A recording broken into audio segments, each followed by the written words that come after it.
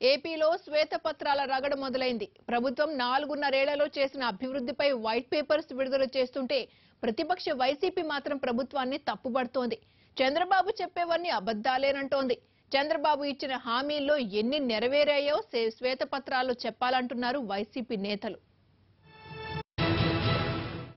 ఆంధ్రప్రదేశ్ రాష్ట్రానికి చాలా అన్యాయం జరుగుతుందని చెప్పి నేను అపోజిషన్లో ఉన్నప్పుడు సిరీస్ ఆఫ్ బ్లాక్ పేపర్స్ కానీ వైట్ పేపర్స్ కానీ నేను అన్ని పబ్లిసైజ్ చేశాను. వాస్తవాలన్నీ నా దగ్గర ఉండే సమాచారం ప్రకారం.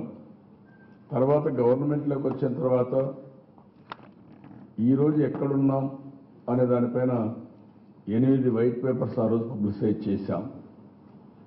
ఆ 8 వైట్ పేపర్స్ పబ్లిసైజ్ చేసిన తర్వాత నేను ఎప్పుడూ రాజీ పడకుండా నవ నిర్మాణ దీక్ష మహాసంకల్పం కూడా పెట్టుకున్నాం. ఈ రెండు కూడా పెట్టుకోవడం ఉద్దేశం ఏంటంటే కష్టాలున్నాయని అధైర్యపడిపోతే కాడు పడేస్తే మొదటికే మోసం వస్తుంది.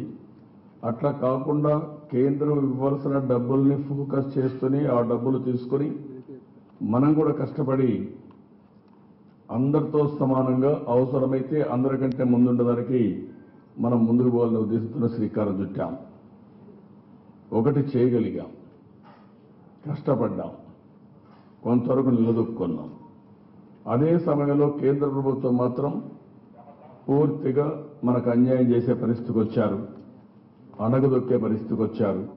గడిచిన నీ పరిపాలన, నీ విధానాలు ఇవన్నీ చూసిన తర్వాత నీ యొక్క శ్వేతపత్రం యొక్క విలువ కేవలం తెల్ల కాగితం మాత్రమే.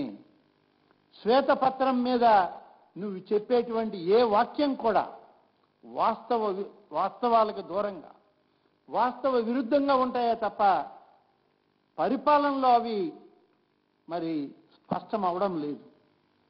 శ్వేతపత్రాలను మీరు విడుదల చేసి నీకున్నటువంటి భయాన్ని మళ్ళీ ఒకసారి బయట పెట్టే ప్రయత్నం చేసుకుంటున్నావు. ఏ శ్వేతపత్రంలో అయినా సరే నీవు చెప్పినటువంటి మాటని నిలబెట్టుకున్న పరిస్థితి నీ పరిపాలనలో ఎక్కడైనా ఉందా? మరొక వారం 10 రోజుల్లోగానే మీరు విడుదల చేసే ప్రతి శ్వేతపత్రానికి, ప్రతి వాక్యానికి సమాధానం చెప్పే విధంగా మేము కూడా బ్లాక్ పేపర్స్ ని రిలీజ్ చేయబోతున్నాము.